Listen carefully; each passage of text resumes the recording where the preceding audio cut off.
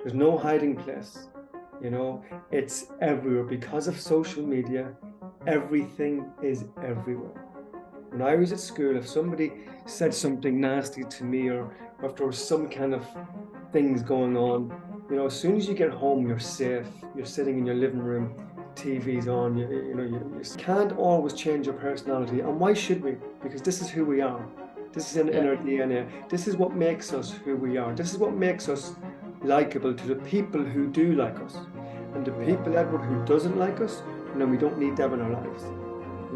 So what I like to do, you can't allow it to make you feel inferior. You can't allow it to make you feel negative. You can't allow it to make you feel you're not good enough. If that's happening, it's time to do something about it. Welcome to the Winners Mindset podcast. Ciaran, how are you? I'm wonderful, Edward. Thank you so much for having me on your show. No problem at all. And I just really wanted to talk to you today because obviously you work in mindset coaching. You're obviously a PE teacher, and it's really interesting to hear other people's perspective on kind of life and teenage boys and teenage girls and winners mindsets and all this stuff. So first, I just wanted to ask you about your upbringing. Thank you, Edward. Yeah, my upbringing, I'm very blessed. I've got a lovely family, parents who work extremely hard, a brother and sister. And I grew up in the countryside in Ireland in a town called Cootehill, County Cavan. Primary school, I would have been very happy. It was a small school, small numbers, and I would have been very confident, achieving well. But when I went to secondary school, Edward, I felt very different. I was not very academic. I didn't enjoy school. I didn't enjoy working. I didn't see. I couldn't make the links between what we were studying in the classroom and what I wanted to do after school. And because of that, I lacked a motivation, a drive. And I would also say that the system didn't suit my learning style. I'm a kinesthetic learner. I'm a visual learner. Having a good memory was not my thing, still isn't my thing. And the assessment in Ireland for the Irish education system was a 100% exam. Yeah. And that meant I didn't have much of a chance because I couldn't memorize things. It was a memory test. And it wasn't about applying skills. It wasn't about thinking outside the box. It wasn't about real life skills that we use in current life. And I struggled with that. And because I struggled with that, my grades at school were not so good. I also used to get lots of lots of hormonal spots around my cheekbones. So my jawbone, just around here, and that used to cause lots of anxiety and discomfort and pain at times, and I didn't like my teeth. I had braces, a slim frame. I absolutely hated my legs growing up. I still wouldn't say I'm very happy with my aesthetics, but I think, Edward, as you grow older, you get to realize that, you just got to get on with it and you got to get over it. But as a teenager, stuff like that was very, very difficult to deal with. And I never wanted to fully fit in with the so-called cool groups, because I didn't really agree with some of the behavior. I didn't really agree with the fact that, certain people are behaving a certain way just to fit in. So I had a group of friends, some wonderful friends, and part of me was the kind of maybe the in-betweener, if I can use that phrase, where I kind of felt that I wasn't up here, but I certainly wasn't down, somewhere in between, I suppose, in school, if that makes sense, So so my school life, I'd be lying if I said I was happy in school. No. To be honest, I think you reminded me a lot of me now. With the stuff you're saying, I think with the memorization in school, which you mentioned, I find that really tough. So when you're learning in class, I kind of switch off like that, and it's really hard for me to keep on concentrating at like really one point. Um, and I just wanted to hear what your advice was, and do you think school has changed from when you were in school to now with those type of things, with the way they teach stuff?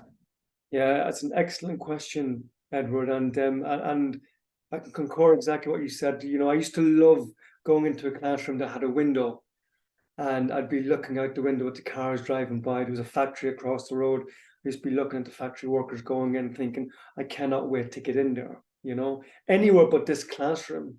I just felt it was chains holding me down to this chair and this table. I didn't want to be. Everything for me was about not looking at the teacher, not engaging the teacher. And as I said, I mentioned the system didn't suit me, and but I got to take some responsibility, and that would be the first piece of advice I would give, as you asked, would be just, let's not play the victim here. Let's not blame everybody else. We've got one shot at education as a young person. We're blessed to have an education system, so take it. It's an opportunity. Now, on your second point, education has massively changed since I was at school. In my current role, I have to look at different lessons and give feedback in lessons. And I look at these teachers and I think, wow, I wish you were my teacher when I was 14, 15, 16. I would have been so engaged in this lesson. And the key is, I think the relationship between teachers and teenagers is now much closer. I think conversations are much more open. I think teachers are far more approachable than it would have been in the 80s and 90s when I was at school. And there's less barriers between the teacher and the teenager and the student. Also, I would say the curriculum, depending on what curriculum you do, there's more opportunity to develop skills. Teachers are more creative. I'm not saying teachers in the 80s and 90s weren't creative, but maybe the curriculum didn't allow them to express their creativity. So now for example, for me, Edward, I'm in the IB curriculum, International Baccalaureate. And from PE perspective, it's not PE, it's physical and health education. And 25% it goes toward the sports element, 25% goes towards knowledge. That's your testing, academic testing. 25% goes towards planning, and 25 goes towards reflecting. Now, you're a PE guy and you like your sport. You may do this course and think 25% for sports. No, this isn't fair. I chose PE because I want to be active. So I also get this perspective as well. But what this allows, Edward, it allows people who are maybe not so sporty to achieve success in the subject. It also allows people who maybe don't enjoy the practical element to still see success because they enjoy the planning, they enjoy the knowledge, they might be academically successful. Now, from a negative perspective, it means that those who are very good at sport may do poor because they might not put the work in for the knowledge, the planning, and the reflection. So, but away from PE, in IB, which I'm a massive advocate for, it's I just love the fact that we're preparing students for real life, and that's the key now compared to the Irish education system when I was a student, is that it's not a 100% exam. We're developing more real life skills. Yeah. And you also mentioned with your cheekbone, and you felt kind of ashamed of that, and that maybe held you back a bit. And I sometimes do look at like kids my age now, and I think a lot of struggles with your body image is obviously around social media, and it's this big thing now. And I do still think it does get overlooked, especially with boys, now. I feel sometimes boys are more worried about coming out about it than maybe girls are, because girls get told to come out about it. Boys get told to be tough, kind of keep it in a lot of times. And even I've had times where I've also wanted to speak about it, but sometimes something's held me back against it. I just wanted to know what your kind of thoughts are with this, and kind of how school, but not just school, but how social media has influenced this kind of behavior. Yeah, well, first of all, Edward, I'd like to say that I would absolutely hate to be a teenager right now. And this is why I'm so passionate about what I do. This is why I wrote my book. This is why I go on the radio and talk about teenagers, because we need to appreciate that it's tough. There's no hiding place. It's everywhere. Because of social media, everything is everywhere. When I was at school, if somebody said something nasty to me, or if there was some kind of things going on, as soon as you get home, you're safe. You're sitting in your living room, the TV's on, you're seeing your family. But nowadays, there's nowhere to hide. No. And I really feel for teenagers, and I think it's so difficult. I empathize so much with how difficult it is being a teenager. And the element of body image, the Instagram versus reality is just it's something we need to be very careful with, because what we see is not true. What people are posting, these amazing lives that people are having, it's not accurate, or certainly is not always accurate, because life is tough, and it's tough as an adult as well as a teenager. The thing about adults is now, Edward, we're equipped to maybe accept things. We're equipped to deal with things. We're more mature. But as a teenager, we don't have them skills as yet. So we need to work with teenagers to make sure that we provide them with this skill set, that we provide them with this armor to protect them against what they see on social media. What we need, you mentioned, boys being encouraged to just to get on with it. That needs to change, because everyone's human. You have boys who are, who can deal with stuff like this, and boys who cannot deal with stuff like this. I would describe myself as a sensitive teenager, and I'd also describe myself as a sensitive adult.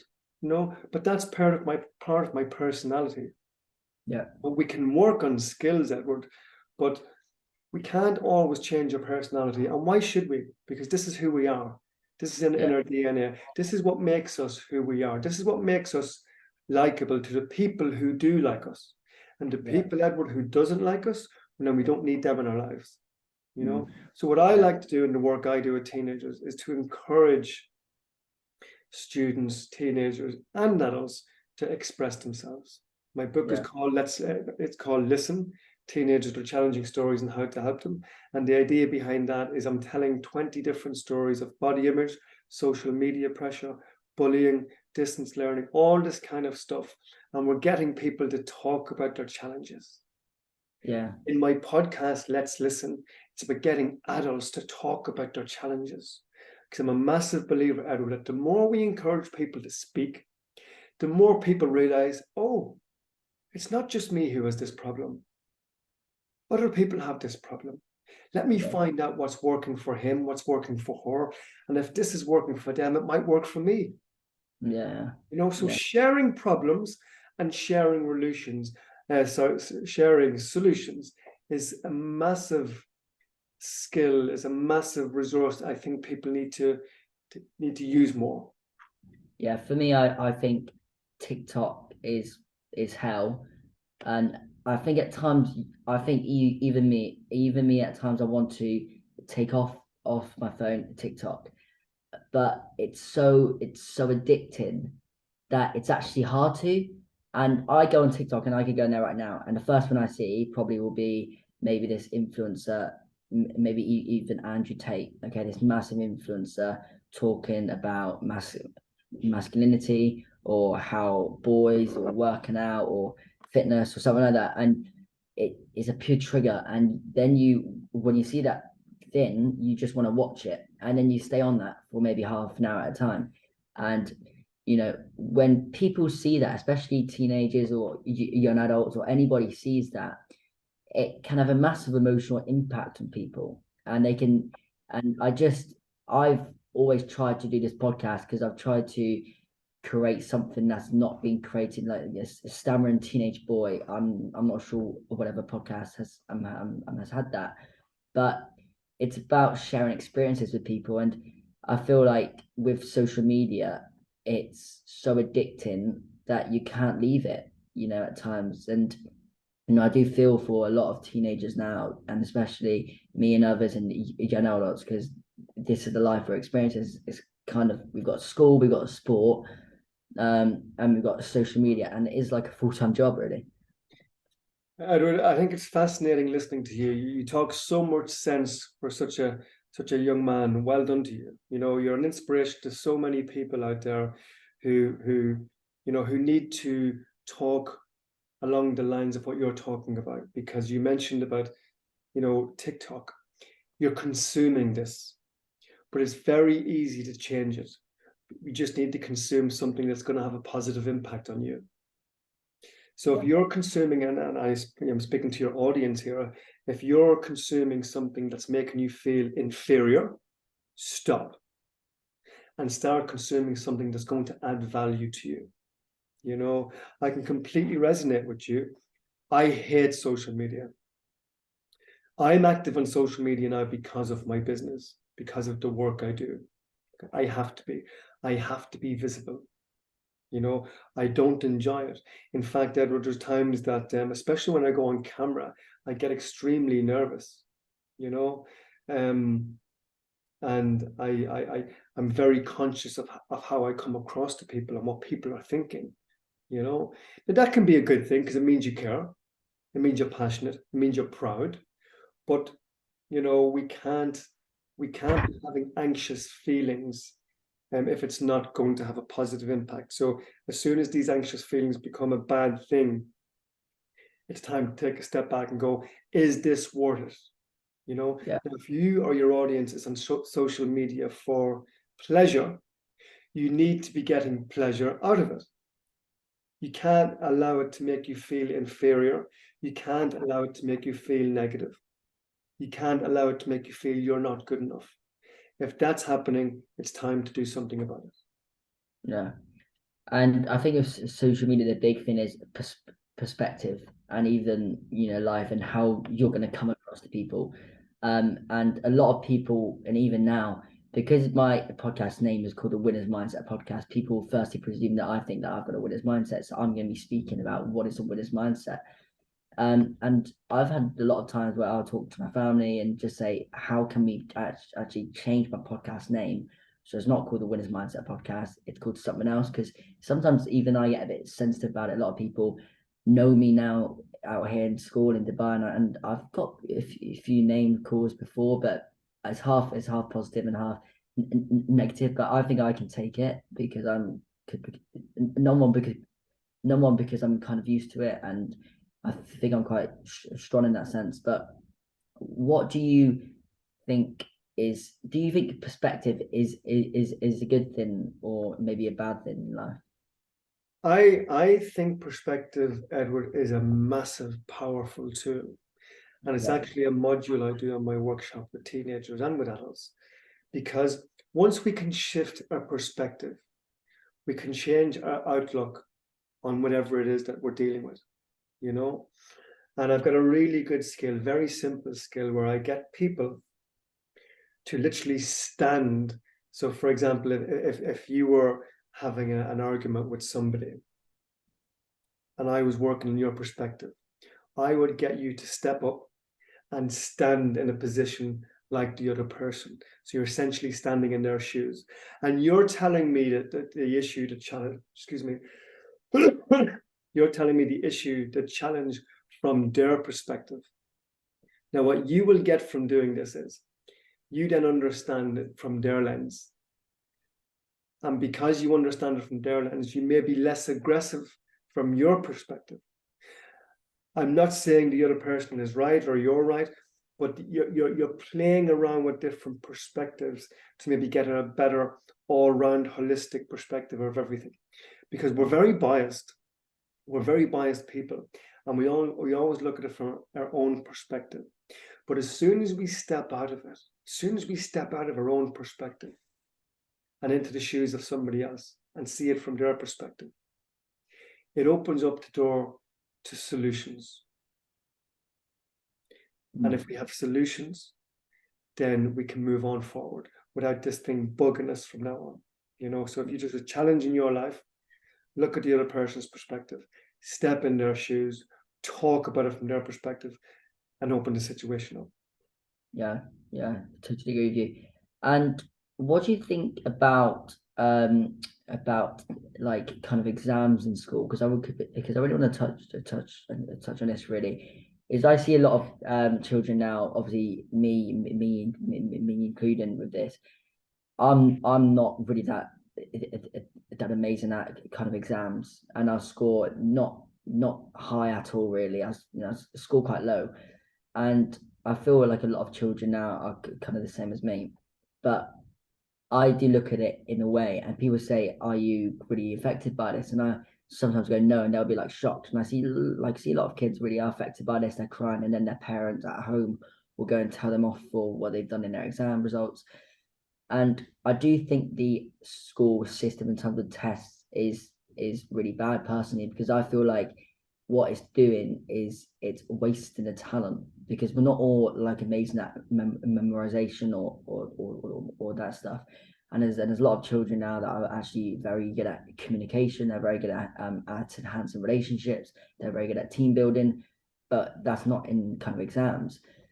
But these people that are very good at kind of math, science, and English and doing all that will get to the top universities, will get the top grades. But the kids that are actually very good at team building, the communication will not. So do you think this is fair? And I just want to know your thoughts on kind of the school system with exams. Yeah, great question, Edward. So because of my own education and my own background, I'm very much against the system. However, that's my biased opinion. And if I bring perspectives into it, I need to think from the top table perspective and think, well, the system's in place for a reason. This is the way the world works. We have to have some sort of assessment. We need to be able to differentiate between different abilities somewhere. So I understand that it has to happen. My wish would be that we have an education system that is, more focused on the future, to prepare our young adults for the jobs that they're going to be doing. Life is changing. So if life is changing, the working life is changing, the education system needs to move with that. When I was at school, I have a business from home.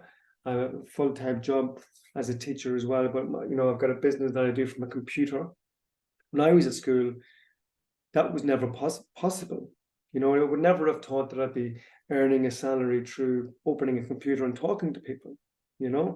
So we need to be thinking outside the box. We need to be working on these skills. We need to be providing students with a skill set, a toolbox, I call it, where they can use these skills in real life. Now, you mentioned teamwork, you mentioned communication, listening, questioning for me are two massive skills. Showing empathy, taking the lead, knowing when not to take the lead, all this kind of stuff. We need to prepare people for the workplace, Obviously, assessing all this kind of stuff can be something that may cause some challenges. And this is what we need to look at, As I mentioned earlier about the IB system, it's close to that. There's lots of assessment with the IB, but I love the delivery of the IB style of education. I love the inquiry-based learning. I love the independence. I love the critical thinking. I love the reflection. I love all this stuff, Edward, because this is what we need in life. This is the skills I use outside of school, But let's look at maths. Whoa, I hated maths at school. Even now, my maths is poor. Of course it is, because we don't use it, we use a calculator. So if we're not using it, do we need a test on that at school? What I do need now is financial management. Maybe a subject on financial management would be good. Maybe a subject on emotions would be good, because we need to be able to look after ourselves. Yeah. We need to be able to cook. We need to be able to drive. We need to be able to do first aid. So all of this kind of stuff. I'm a big advocate of, excuse me, of real life skills being brought into the education system. Yeah, and I totally agree with you with all those things there. I think they're really important, because they're kind of the future us, really. and they're kind of key aspects on what we need in the future. And just lastly here, with sport teams, I'm just going to touch on this really. I play in a football team outside and inside school, and I'm also the captain of the team outside of school. And I've noticed a lot of times when I play in sport teams is that I do always feel bad for the players that are not really as like amazing as kind of the top players. And what I always try to do is make people included and make sure everyone's part of this kind of journey together, winning or losing. And at times I've had to adapt the kind of the way I'm thinking about things and not kind of go like nuts on him, or just it creates an environment that people want to be part of. Because there's a lot of people in football training. I bet you when I go to football, that don't really want to go to football training because they're scared that maybe a coach will shout at them, maybe a player from their team will go nuts to them, and that's the same as school. There's still a lot of kids that don't really want to go to school, so I do take that into perspective. And why do you think? What do you think creates this toxic kind of behavior that people don't want to go somewhere because they're worried about what people will say to them if they make a mistake? And how can coaches, teachers, people in maybe hierarchy positions, and even teammates kind of approach this? Yeah, excellent points there, Edward. I've got two thoughts on this. My first one is, for my PE lessons, I'm all about inclusiveness. I'm all about making sure that students are safe and that they're happy. That's the most important thing. And I always say at the start of a unit, I say, look, hands up who hates this sport. And 5 people might put their hand up. And I just always say, that's absolutely fine. It's okay not to like it. It's also okay not to be good at it. But let's just try and enjoy it. And if you can tell me what will make it enjoyable for you, then let me know and I will create something to support you. So working with people is very important, as opposed to against people, where you say, this is the way we're doing it, get on with it. So that's called a non-directive approach. We want to get away from a directive approach because that doesn't work with teenagers. It doesn't work. It doesn't work with adults either, actually. So opening the floor and saying, tell me what it is that will work for you is wonderful. From a sports competitive perspective, it's called competitive sports for a reason. Now, we could all do this. Everybody gets picked. Everybody gets a medal. We're all winners. However, a hard line on this is that that's not the way life works. It's not the way life works. And, we need to get a taste of what competitive life is like early doors so we can learn to accept it and learn to deal with it. Yeah. Because we all can't win. Because as adults, Edward, we don't all win. We don't all win. So from me, it probably sounds a bit harsh, but from a competitive sports perspective, I think it's a wonderful platform for young people to learn that this is winning and this is losing. And sometimes I get picked, sometimes I don't. Now, what I do to support students who don't get selected, I always make sure one of my training sessions is open for everybody. So I've got one session a week for my A team and one session a week for everybody else who didn't make the A team. And what I encourage people to do, Edward, is to come. And if they're successful, they can eventually get selected to the A team. So it's essentially, they're always on trial in a good way. They're always in an opportunity where they can showcase their skills. So my door is always open for any students who don't make my A team to come and to practice and to show me that I might have got it wrong. Because when we have to do trials, I'm sure you see this in your own school. When we're doing trials, it's the start of the year. It's extremely hot. The field is busy with loads of people. And it's only a snapshot of the skills. So you could go to your trial, Edward, you could be a great footballer, but you may not just play well that day. Yeah. And the coach doesn't pick you. So for me, by opening up a session, it means that anyone who slipped through the net will get back on the A team if they continue to come. And that also shows a skill. That shows that they're determined to make the team. You know, it shows that they're motivated to say, you know what, he got this wrong, I'm going to show him. And I love that attitude, you know. So I tried to have a balance. I tried to say that the competitive sport is competitive and this is the way it is, you know, but I also try and make it inclusive for as many people as possible to showcase their skills. Now, for my team, I always select around 15 players. Only 11 can play. And I make it very clear that I always want to play everybody. However, that's not the way it works.